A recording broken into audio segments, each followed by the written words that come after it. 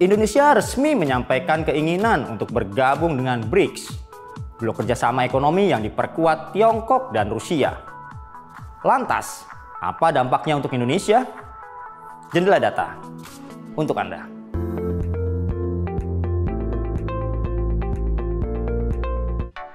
Langkah yang mengawali proses penerimaan Indonesia dalam BRICS itu merupakan keputusan pertama Menteri Luar Negeri Republik Indonesia Sugiono di bawah kepemimpinan Presiden Prabowo Subianto.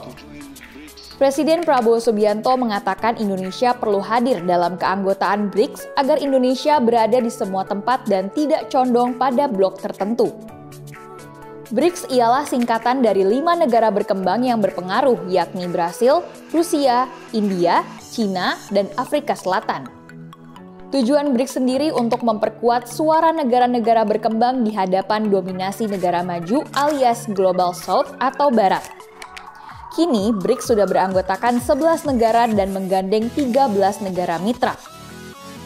Secara keseluruhan, negara-negara anggota BRICS mencakup sekitar 30% dari luas daratan dunia dan 43% populasi global.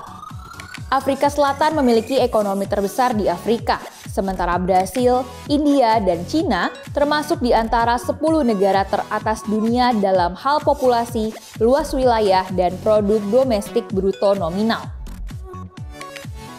Dengan Indonesia bergabung menjadi anggota BRICS, memungkinkan Indonesia dapat meningkatkan reputasinya di kalangan negara berkembang.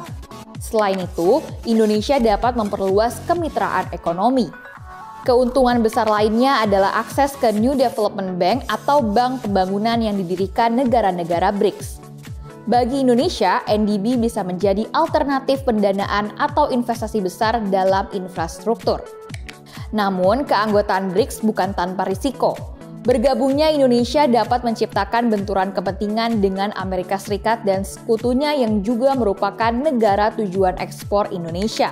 Selain itu, Indonesia juga bisa terimbas perang dagang Amerika-Tiongkok.